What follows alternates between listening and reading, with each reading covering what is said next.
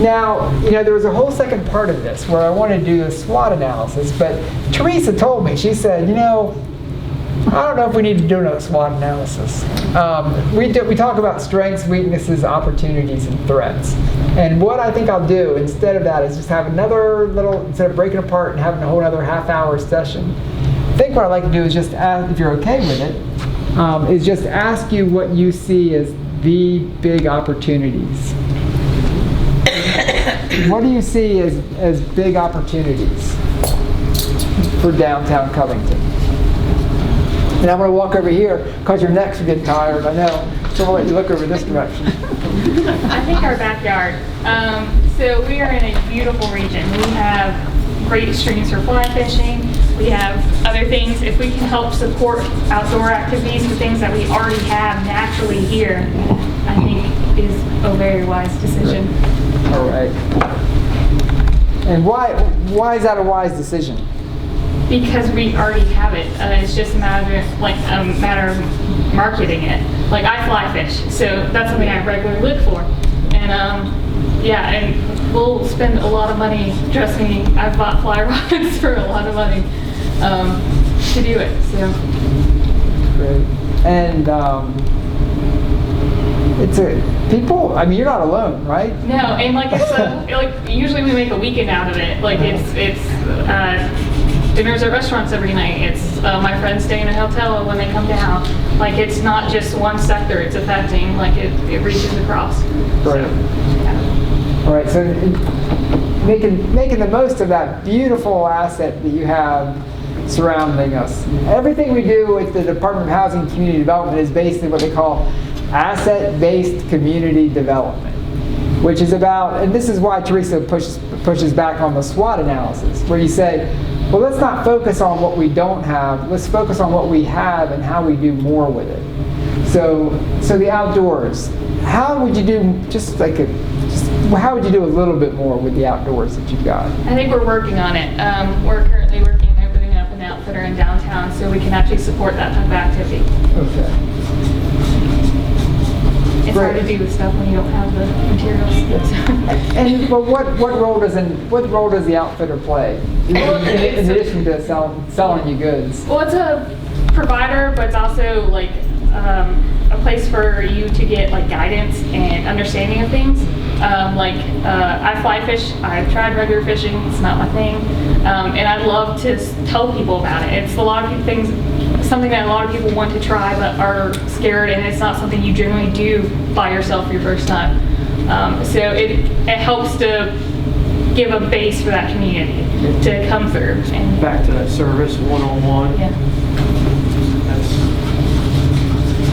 There is a community in Washington State, and I won't tell you the name of it now because I can't pull it up, but I'll share a video, and then when I send it to you, you'll be like, that's not even in Washington State, that's in Oregon. But I think it's Washington State. But it's a community where it's an outdoor community, and they have badges that people wear. And the badges just are kind of based in what they love about the outdoors and what they're into. So, if one woman likes to collect mushrooms, she says, like her badge says, "I speak mushrooms." And so you would it's like an invitation to talk to the person. Mm-hmm. And yours would be, "I speak fly fishing." Yeah, I speak trout. Yeah. But the idea that everybody can be that ambassador or that face of the community to someone who's might even live in the community and be interested in it, mm-hmm. but doesn't know how to quite get going. Yeah, absolutely. Or someone from out of town who's visiting. That was a great example. But now sometimes it rains and it gets really hot. Then we sell boats. And then you have other attractions that you can go to. Okay. And we're creating that on Maple Avenue with the Allegheny Highlands Industrial Heritage and Technology Discovery Center. It's not just a museum, though there are a lot of artifacts and pictures and touchy-feely things, but it's also a discovery center where kids and adults apart can go turn cranks and play with a lot of things.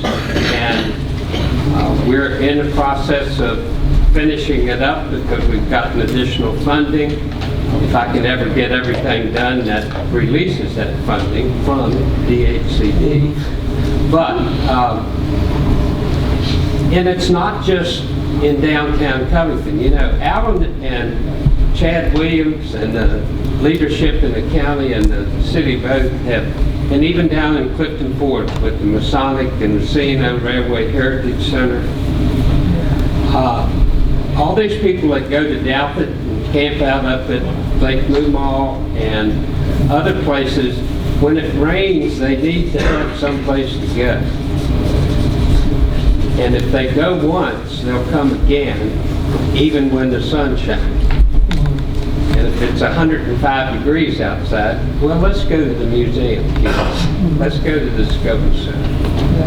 But it's nice because it offers a lot of STEM activities too. It's like, it's pretty much a giant physics museum when you walk through it. That's what all of these machines focus on, and they do like the pulley system and things like that. Oh, I yeah. painted one of the pieces for one of the guys. Oh, yeah. And yeah, it was really cool. But yeah, and it's good for kids too, which that's a demographic we succeed with anyways. And you see, Covington is a unique community in that it still has one of those small town, big industries that created the small towns in the, well, throughout the South and Midwest, everywhere. But we had a kid come here to do his dissertation on Covington because it was a replica of what all these other industrial towns were. So you're telling a much larger story than just the story of Covington. That's it. Yeah. Doug, I think another opportunity that we have is improving accessibility in our downtown area, and not just from like an ADA perspective, but we have a lot of businesses that go sort of under the radar with, we have a lot of businesses that are in the backs of buildings and things like that, so it's just really trying to promote and improve accessibility of things and getting the word out on stuff. And, all right, backs of buildings, any other aspects of that? So like the ingress, egress, and I guess for lack of better words, you know, the facade of it, the signage. Yeah, got it, great. And then we heard Mary mention the second story opportunity for residential second story. Well, I wanted to add to that because I mentioned residential before, but also with businesses, when somebody brought up outdoor opportunities, you hear about communities that land a sort of customer care center for like outdoor equipment. I was thinking about fly rods, something that people here know a lot about, that you could staff jobs that help people and use that broadband capacity that we have in our downtown to use to kind of grow some second floor activity space. Perfect, yeah. At one point, this town was filled with business on the second floors.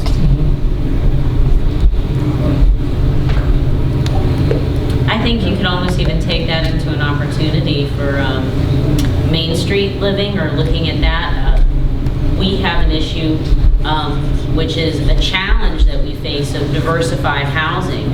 Single family homes don't always fit everyone. And looking at Main Street living and the second story spaces of these buildings is a great opportunity to, you know, sort of accommodate needs of others, and, you know, that influx or retaining folks, but also too keeping with the character of the area, because you're putting in something that's existent rather than an apartment building or other things. And you're just reinforcing that, you know, it was attractive and unique, and you've got some attractive and unique buildings downtown. You've got some gems. Just a side note, the Planning Commission for a while now has been going over downtown overlay, deciding sort of what we want down there, what we don't want down there, that kind of thing. So the second floor living has been a big topic for us. Great. This process too is an opportunity to grow what is already in place. Because those businesses that are here, that have been here, that this is an opportunity to reinvent possibly or help the direction that they're going. And it's also an opportunity to recruit, promote, and retain new businesses. As well as, and that could be any type of business, to professional type services, retail services, and food services, i.e. restaurants. That's terrific. Those opportunities, product line, just the way Mary just mentioned, the customer care on the side of the outdoor goods. How can you help? And you've got businesses in the community that have been doing that steadily. So are there other bills? Maybe that's a way of doing things in Covington as well. How do we take it to the next level? And I always ask that question. Well, what is the next level? Because if you want something, say something small that you want access to in your downtown, is it easier to go out and get a new business to start up to provide that in the community, or is it easier to work with an existing owner and say, hey, how does this fit into your product line? Is it something you might be interested in? What other opportunities while you're going through this process? And I like the way you just phrased that. What other opportunities? What would you like to see happen if you take the time to engage in this planning process for downtown? What do you want to see happen? Any other opportunities, whether they're physical, based in the physical landscape, or if it's just how you work as a community? And Kyle mentioned it a little bit ago, but the arts and facelift on the buildings, maybe some murals here and there,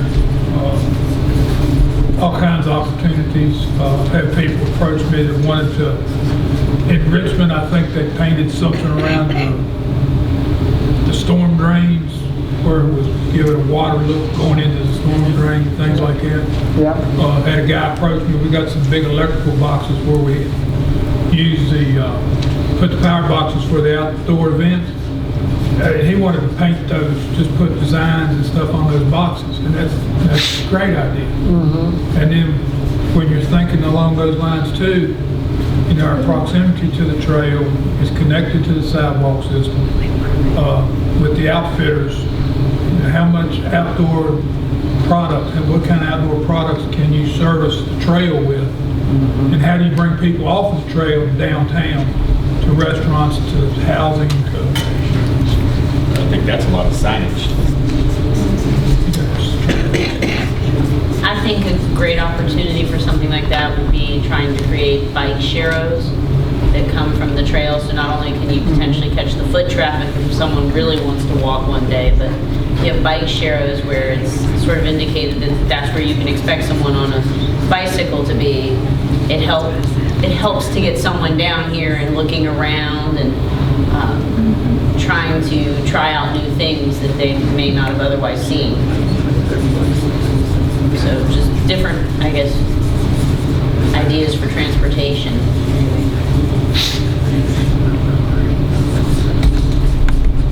There are some unique things downtown that we haven't talked about much, but and Paul, when we started the idea of the Industrial Heritage Center, we talked about it almost a museum trail at one time, where Dr. Ellis's office, it's an old doctor's office that hadn't changed. When he passed, it's still there.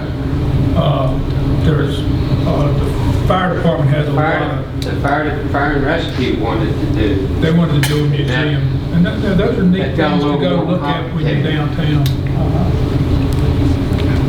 Interesting. And a good time. Dr. Ellis's office, just like it was when I was... Did we talk about the swimming pool at the end of Main Street? Yeah. It's like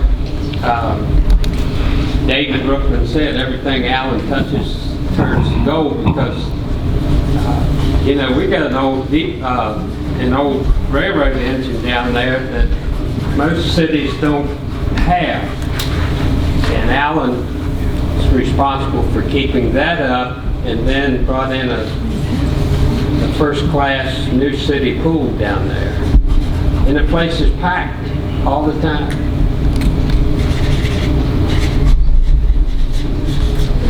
Is there an opportunity around the pool, or does that represent a kind of opportunity that you're already Well, it'd be a taking? big opportunity if you lived upstairs in those buildings. I used to live upstairs in those buildings. Yeah. And We walked down there quite a bit. it's a bigger opportunity if you can sell the pool regionally, right? Because community pools, public pools, are a thing of the past, and especially really nice ones. So you can convey that to, whereas your 12-year-old and 10-year-old can go swimming while I go uptown and shop within 2 blocks of where that pool is at. Or, you know, shop, eat afterwards. Those are the type of things where one feeds off the other. Great, okay. And then again, that's back to the Discovery Center. You can make a day in downtown Covington. You can shop, you can swim, you can go to the Industrial Heritage Museum, you can have lunch, you can have dinner, you can shoot 3D archery. So it becomes a family event. And you can go to the movie at night. And you go to the movie at night? And then you can be buried. Be what?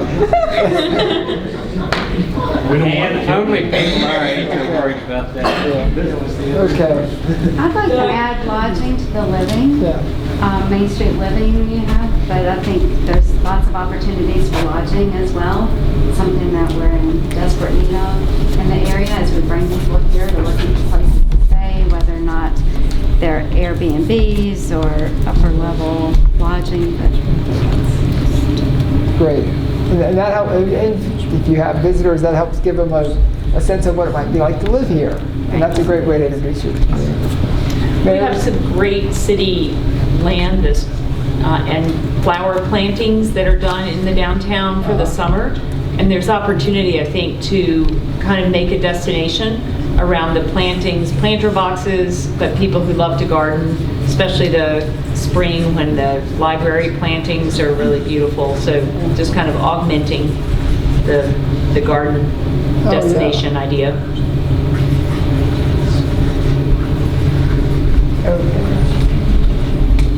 Can I add something?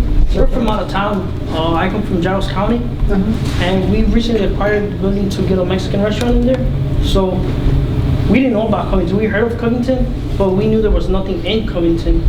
So when we actually weren't thinking about opening a restaurant here, we just came to fish. We came to fish, and we seen a building for rent. We're like, hey, let's go check out the rent. And we started seeing rent and property values, and we're like, whoa, everything's real cheap and affordable here. So we started looking at a couple different buildings, so the one we got, and I think the problem is a lot of people outside of Covington don't know the opportunities that are here. Correct. Price-wise, business-wise, and living-wise. Because a lot of people like from Giles County, they say, oh, Covington, why are you going out there? It's dead. There's nothing up there. But there's a lot of opportunities, money-wise. Yeah, and I can just see some storytelling happening with business owner who started a business, discovered Covington. Yeah, but it's got to be the right fit. Well, why are you the right fit for Covington? Tell me about your entrepreneurial spirit. Okay, so in Parisburg, when we got to Parisburg, Virginia, 10 years ago, there was nothing. So when we got there, it was, in the beginning it was difficult trying to get the people adjusted to, like Mexican food. So we would try to throw in other things, and our menu would change according to what the customers want. And based on what they eat, not what we want to give them to eat, but what would be selling a lot. So we would be adjusting to what the customers want. And here in Covington, I think it'd be something similar. And once what happened in Harrisburg is we started getting real busy, other businesses started popping around us because we would be so busy for lunchtime and in the evening. So other businesses would take advantage and be right next to us too. Terrific. Yeah. And having that flexibility with your menu to meet the needs of the change community. is like, I heard, who was it? One of them motivators said one time, when you go fishing, you fish what the fish want to eat, not what you want to eat. That's how you're going to catch a fish. That's pretty. That's right. That's great. Use a lure to catch fish. Yeah. Catch fish. Yeah. That's the same. Any other opportunities? Yeah. I love that we're getting some really good customer service tips too here, and that's what if you're, the downtown district is about that, and you can really create the flavor and character of your district physically through investments in the streetscape, through the arts. You can do it in the people as well, and how they treat each other, and what you expect on the street and in the stores. And I think a process like this is a perfect time to be really intentional about that. Thank you for that. Events that get people downtown that don't normally come down here, like not from this area, are a big deal too. Like street scene or cork report, for instance. And I keep referring back to the Old Town Character meetings because we had one this week, it's fresh. One of the topics there was about setting aside money to boost posts on the Facebook page for Old Town Covington the day of or the week of upcoming events, because that boost feeds and it's fresh on their mind.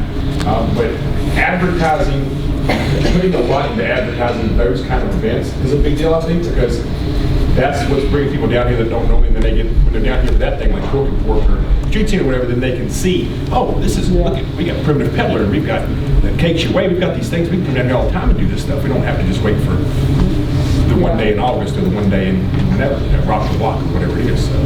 One thing that a really good branding process, and I don't want to put so much into this because it's not as much about what the outside expert brings to you, but what you pull together through the process. But the one thing that a good one can do is create a brand that works for your business and your business and your business in that event. And so there can be something that's an umbrella that connects all of these things. So when you come to a good event, it not just is street scene, but it's Covington, and it's somehow reflects on this business over here. That's a great one because that gives all the businesses down here an opportunity to come out, put out candy, even if they're like a tax person or something, and not something like a restaurant that people normally go to. They get to come out and put out for the whole town, and they get exposure to the community. The community sees them doing good things for the children. That boosts their name locally, and so those kind of things are great. It's also nice because a lot of these are locally owned, so it gives them a local face to put to the business too. Yeah. Which, like, Hometown Halloween was awesome. We did that this past year. But all the events that Old Town puts together have been really nice so far that we've experienced. So. Terrific. I think we're about to wrap up, but I'm going to invite you to do one thing before we do close. Think about partnerships and the partnerships that it takes to invest in a downtown. And then think about who's in the room and who you've heard from tonight, and then who else might want to know about this. Because you can do some follow-up after this and talk about where you're headed with the planning grant. And there will be, when you get rolling with it, there'll be some more meetings like this. And you can invite them to come as well. But you want to think about it now and make a mental note. Who else should be here and should be part of it? Okay. Thank you. I feel like we've got to have a little social time and eat some more food. But before we do that, I want to ask Crystal and the mayor if you've got any wrap-up comments or thoughts. I will say that from my observation of everyone's comments, from just the timeline of the snow karting and the opportunities, I think from what I have as a takeaway here from our opportunity as government is to really look for active ways to help and support the businesses, the community, just the different innovative and creative efforts that are underway. And usually that's a challenge because government gets so caught up in the day-to-day, especially small localities where everyone wears 10 hats. But looking for ways to actively support and engage and just be there at times for the folks that are looking to start something up.